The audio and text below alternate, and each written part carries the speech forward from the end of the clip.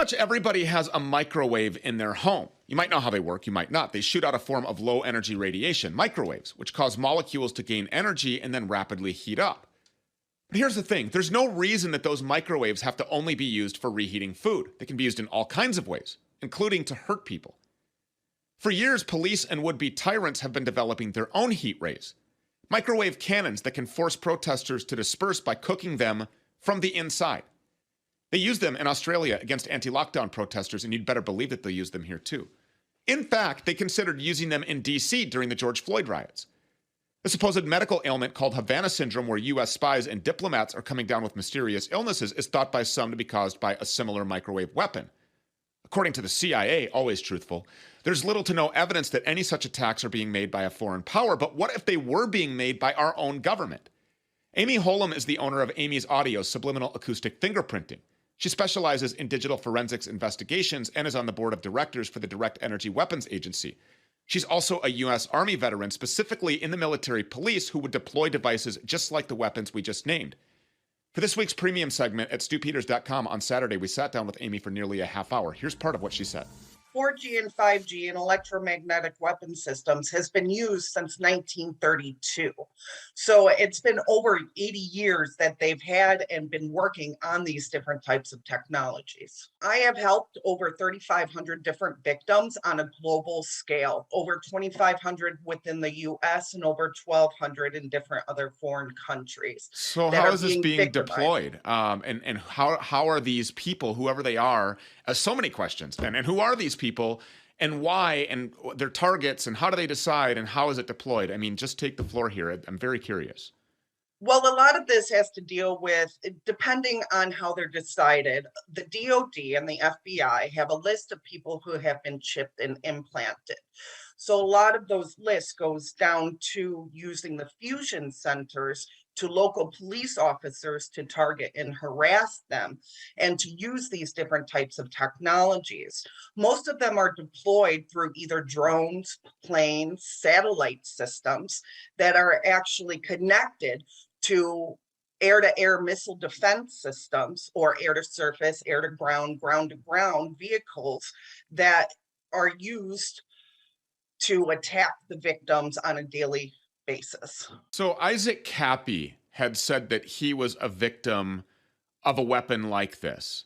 Later, obviously dead, very mysterious. We don't believe that he killed himself, jumped off the bridge. He was blowing the whistle on the satanic pedophilia cabal. Tom Hanks with a cryptic tweet about his death afterwards. We have these little ones coming out on Monday, August 1st. And obviously, you know, there's a lot of people that are not going to like what we're doing. Do you have to be implanted with some sort of a chip in order for this kind of a weapon to be used against you? No, you don't have to be chipped or implanted. As a matter of fact, our own bodies produce frequencies. So technically, they can zone in on those personal frequencies and hit you with those radio waves. A lot of this is being done through subcarrier waves and AM and FM broadcasting systems. So your cell towers, your radio towers, they're all used to attack you. Who has their finger on the trigger of this technology? A lot of it is US military. Any actual foreign military owns these weapon systems, from NATO to the British Royal Military, to the Russians, to Chinese government systems, to even our own US. What they're doing basically is using Northcom systems along with NATO, and they're selling the links to the child human sex trafficking rings using third-party contractors. So they gain access to these links to the satellite systems, and they use a catalog system of the victims, and they pick and choose the victims that they either want a child human sex traffic, rape, torture to get off. And they're using cryptocurrency and a bunch of other different methods to attack the victims. I have audio evidence, and what I do is when I do the audio analysis of the victims, I actually capture communications within their videos and audios that they have sent for me to analyze. So I capture all the radio frequencies and telecommunications of these criminal network systems. I have created a patent to live stream and broadcast their communications. It's not released yet, but it will be, where people will be able to download it and will be able to track and trace and live stream and broadcast these criminals in real time.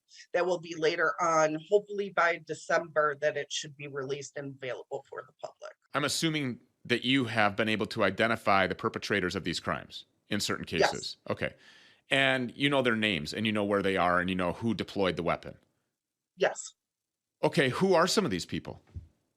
A lot of these are major elites. They are popular criminals. Right now, a lot of them are between the Biden administration and the Obama administration. Clintons are running 348,628 children in child human sex trafficking rings.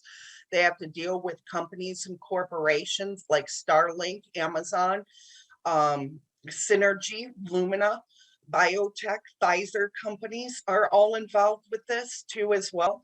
There's different companies and corporations from NATO, US Department of Energy,